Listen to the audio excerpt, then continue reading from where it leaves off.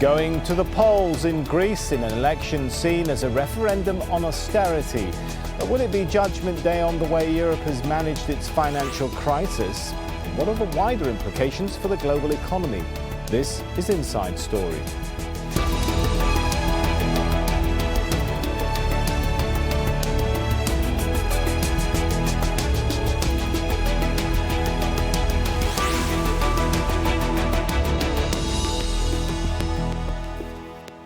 Hello and welcome to the show. I'm Sami Zeidan. Greece is voting in parliamentary elections on Sunday with far-reaching implications riding on the result. The troubled European nation appears on the verge of electing the Eurozone's first anti-austerity party. Polls indicate the left-wing party Syriza is set to take the most votes, promising to renegotiate the country's huge debt burden if it does form the next government. The so-called Troika of creditors, the EU, IMF and ECB, or European Central Bank, they're all adamant that won't happen, raising the prospect Greece could default on its debt or even leave the Eurozone.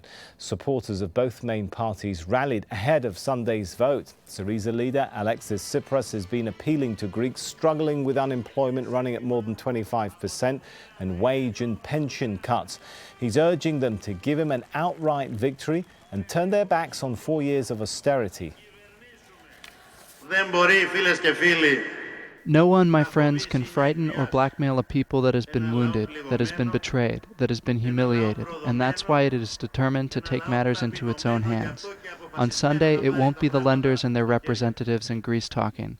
On Sunday, the Greek people will speak, and they will give a very clear response. No more bailouts, no more submission, no more blackmailing.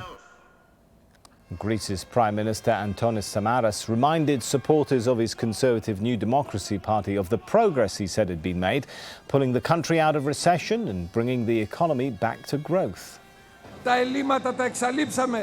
We eliminated the deficit. Greece no longer has the need for borrowing because growth has begun. Unemployment has begun to recede.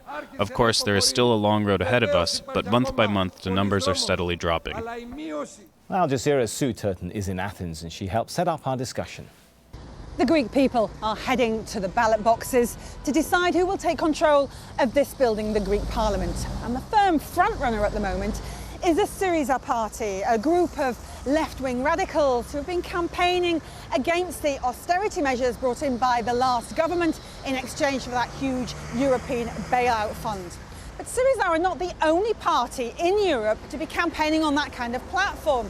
Podemos in Spain has the same attitude, and Podemos is also the front runner in Spain for the elections in December, and there are similar parties in Portugal, in Ireland and in Italy. This anti-establishment electioneering is making a lot of European leaders very nervous. Let's bring our guests into the discussion now. In London, Stephen Barber, Senior Research Fellow at the Global Policy Institute. In Athens, Kostas Ifantis, Associate Professor of International Relations at the University of Athens. And also in London, we have Vicky Pryce, Chief Economic Advisor at the Centre for Economic and Business Research. Welcome to you all. If I could start with Kostas first of all.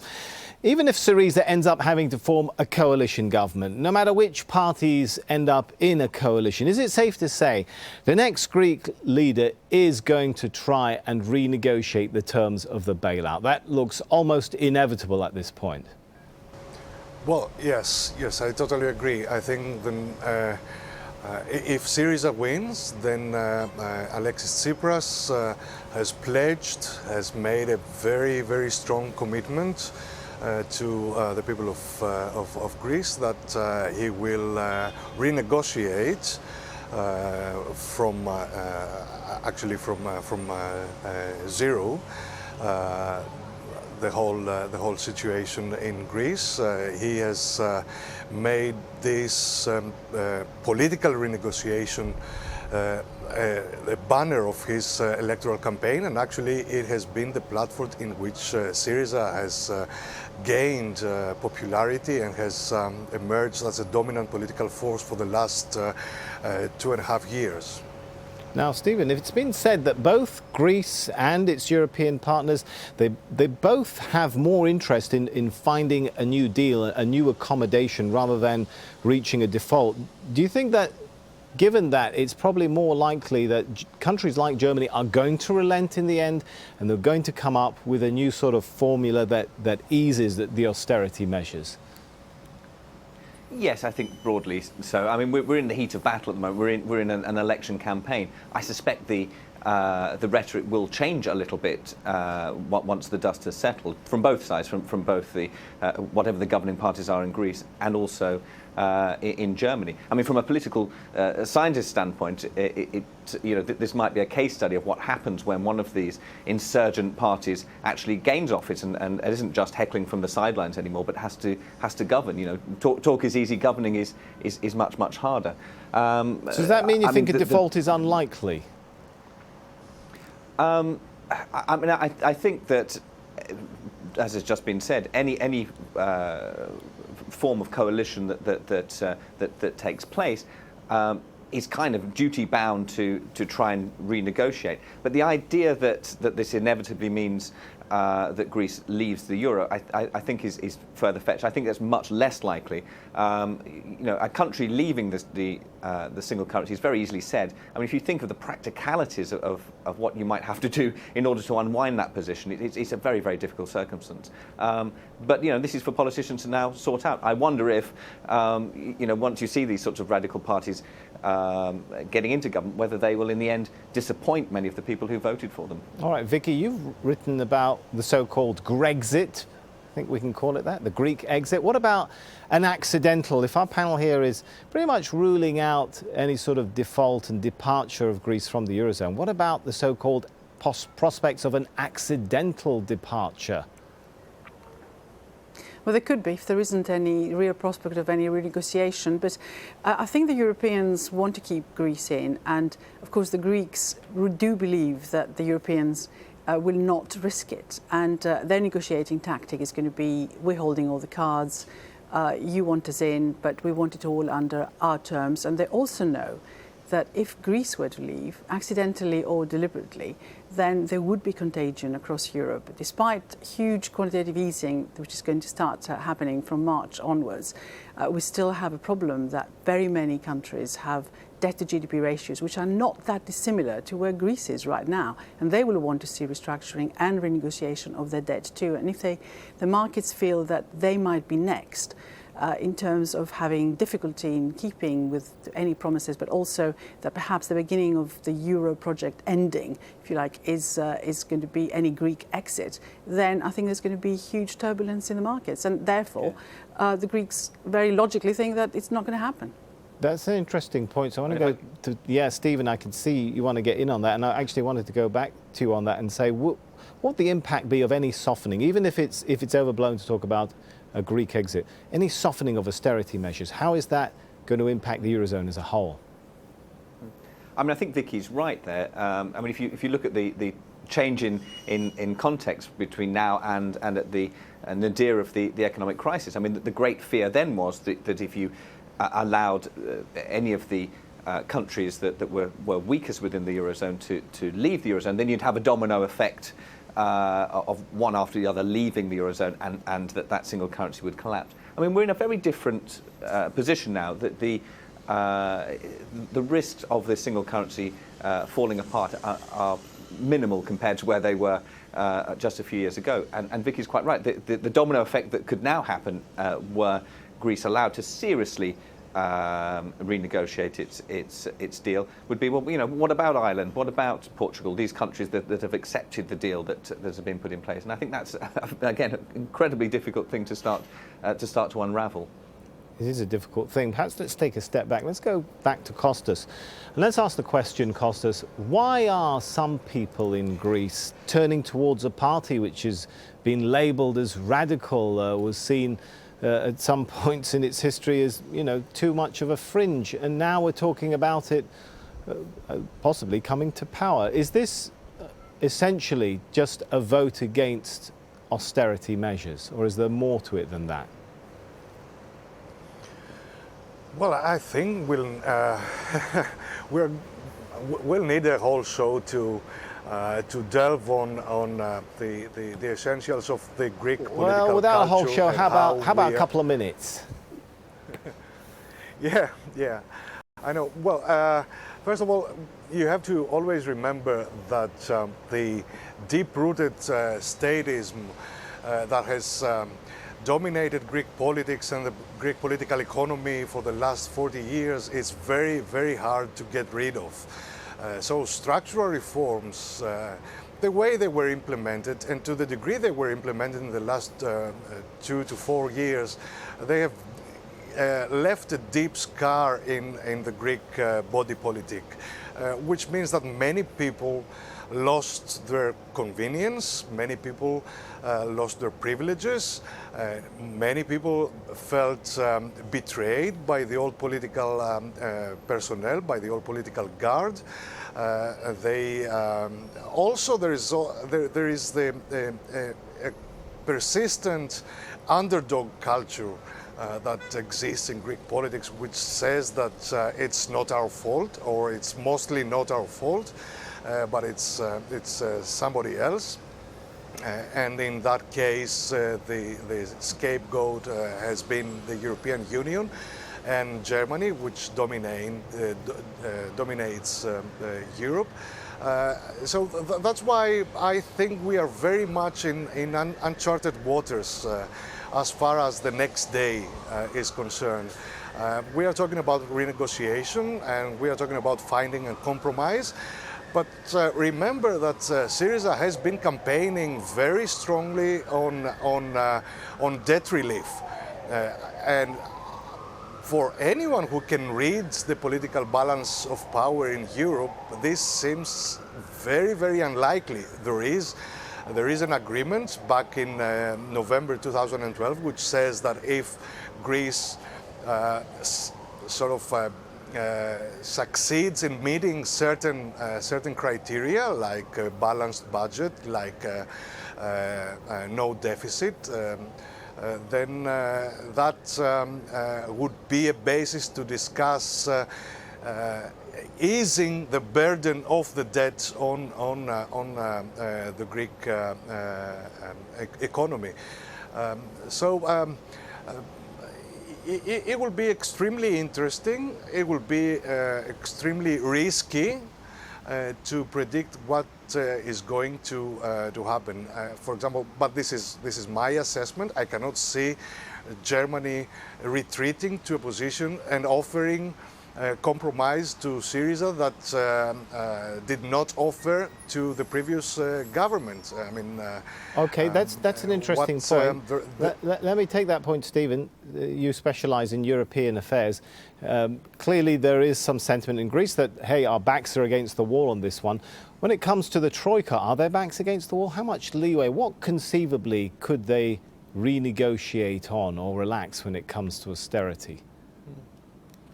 I mean, I suppose when you look at this whole situation and whether you think it's a success or not, for European political elites, what was achieved by, I mean, whether you call it austerity, but the deal of giving the European Central Bank a lot of power not only over monetary policy, but essentially over fiscal policy as well of Eurozone members, I think that the European political elites will see this as something of a success. They saved the single currency project. It's now not in danger. But for many of those ordinary people in some of these most pressured countries, and Greece is perhaps the greatest example of this, I mean, as has been described, the situation is really, really dire. Don't forget there's pressure on the Troika, there's pressure on Angela Merkel in Germany. Many people in her party wanted to seriously stick to her guns. Many people in her party don't even want the sort of huge injection that we've seen this week from the European Central Bank, because they think it takes the pressure off some of these countries on getting their public finances in order. I mean, at the moment, the actions of the European Central Banks in the most obvious way that the European authorities can help Greece or other countries, but of course, as far as ordinary people on the ground, that might not be enough. Right. Really, what's needed in Europe is more growth. And a spread of growth across the Eurozone, not just in a few of those leading economies. On the point of growth, Vicky, countries around the world, they've handled the fallout from the global financial crisis differently, haven't they? Ranging between austerity, trying to spend your way out of crisis, a mixture of both. When we look around the globe, what sort of global lessons will be learnt from what's going on in Greece when it comes to other countries, the US, China and so on? I think what we can learn from looking at Greece is that austerity was imposed at the wrong time. In fact, not only in Greece, but in a number of countries in Europe. I think the Eurozone handled it particularly badly by making things tougher in terms of trying to reinforce the Stability and Growth Pact, which keeps deficit to GDP ratio at 3% and below, which is supposed to be reducing the debt to GDP ratio to under 60%. Of course, we're not there at all, but in order to even move towards it, and given that there was absolutely no other way in which countries could react through devaluing their own currency since they had a single currency across Europe, But was really how would you respond cutting then, wages Vicky? and so on. How would you respond then, Vicky, to those supporters of austerity? Say, well, if you take Greece, for example, they have made progress when it comes to growth. Finally, it has reduced its deficit as a percentage of GDP. You know. Well, it's absolutely true. It's absolutely true that they have, and I think what they're pointing out to is quite rightly the huge progress has been made. I think Greece had 15% deficit to GDP ratio back in 2009. It's now 2 to 3%, and it's got a primary surplus if you exclude debt interest payments. But that has been achieved through huge cuts in living standards. No other country would have put up with a drop in GDP of 25% over 6 years. Yes, we're having some recovery now, mainly because, after all, you can't fall any further, of course, and also tourism receipts have been very high in Greece, mainly because of problems all around the region. They may not remain there, of course. With the growth that we're seeing at present of just under 1% is hardly enough, if it keeps at that rate, to get Greeks back. You know, it will take decades for them to return to the living standards they had before the crisis. So the cost has been immense. Wages have been cut back. The welfare state can't cope. And the health service can't cope. And I think what Tsipras is offering people, because he may not manage it, is a return to some sort of normality, because people have really suffered rather a lot. And that's why we're seeing this protest movement to Syriza, even though very few people really think that they can achieve everything they say. All right, Kostas, we do know some aspects of Tsipras's proposed policy going forward, you know, better tax collection, a clampdown on corruption. What is the bottom line, though? Do we know what Tsipras's bottom line, Syriza's bottom line would be when it comes to what he would be willing to accept in terms of concessions from the Troika, easing of austerity? Do we have any idea? I mean, he's indicated he doesn't want to see Greece leave the Eurozone. So what is the in-between solution that he would accept or compromise? I really don't know. I really don't know. The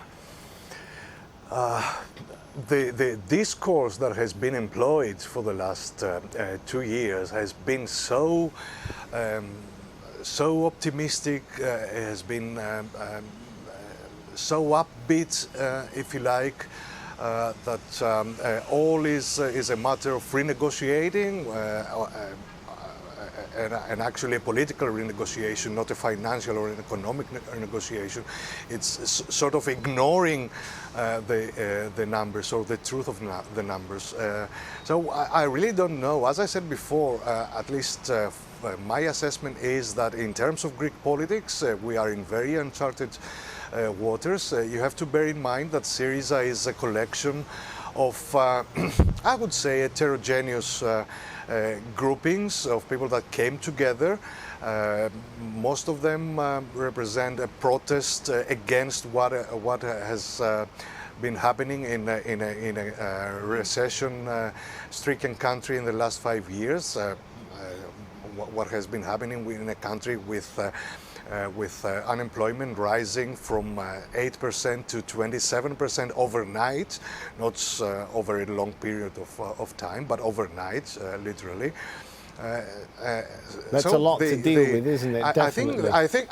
I think the bar has been set very, very high, and I think there will be people and groups within the party that will, I would dare use the word revolt against any compromise.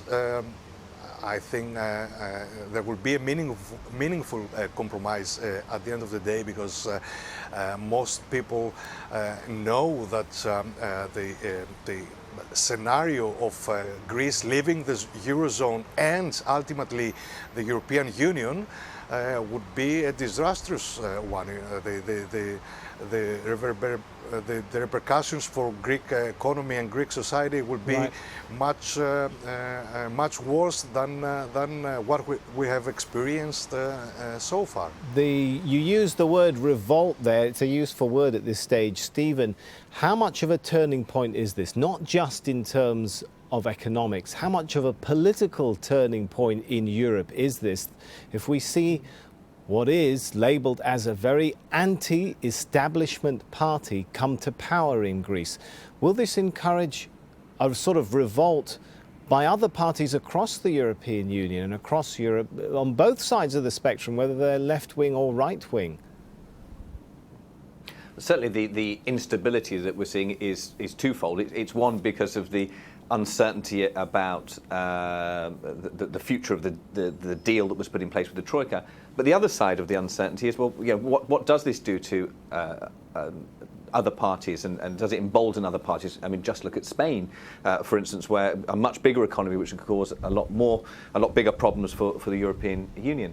But interestingly, right across Europe, there is the growth of insurgent parties, if you like, and they have not that much in common a lot of the time. They speak to their domestic electorate.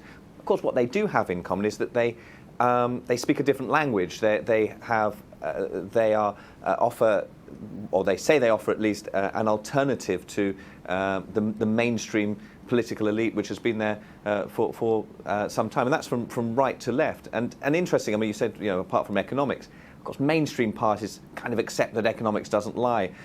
They accept the constraints of globalization. They accept the liberal consensus, if you like. Their language is nuanced. It's careful. That's not the case with many of these anti-establishment parties. Their language is very, very bold. They offer bold alternatives, leaving the EU, you know, anti-immigration, whatever it might be. You posed the question there, and this is what is interesting. What happens if some of these parties actually gain power? Do you see those sorts of radical policies genuinely being enacted, or are they faced with exactly the same circumstances as the mainstream parties, which have formed governments for many, many years? Do you see the same sort of compromise and dealing with the, you know, so-called real world? I think that remains an open question. As I said before, my gut instinct is that if you see these sorts of parties in government, they will disappoint many of the people who elected them, who want big radical change that perhaps isn't on offer. We've just got a minute left, so in a minute, Vicky, do you agree with that? Looking at what you mentioned, the debt to GDP ratio in some very important countries is not getting better, it's getting worse. The rise of anti-establishment sentiment. Is Europe facing a bigger challenge than simply Greece? That's absolutely true. But I think we are going to be seeing some renegotiation of the debt taking place. Even Tsipras should be able to manage it. He himself talks about balanced budgets and structural reforms. So his language is not as extreme as some people are suggesting, or at least it's changed to being slightly more moderate. But I think the Europeans are prepared and will be prepared to have a compromise for them, and also possibly for other countries, extending maturities for the debt, reducing interest rates, and therefore making it more palatable and more acceptable. Whether that goes as far as actually writing any debt off, that's a big, big issue. All right, for now, let's thank our guests, Stephen Barber and Vicky Pryce in London, and Kostas Ifantis in Athens. And if you want to make a comment about the show or any other, you know where to go, aljazeera.com, or you can visit facebook.com/AJ Inside Story, or you can tweet us at AJ Inside Story. That's it. Till next time, from me, Sami Zeidan, and all the team here, it's goodbye for now.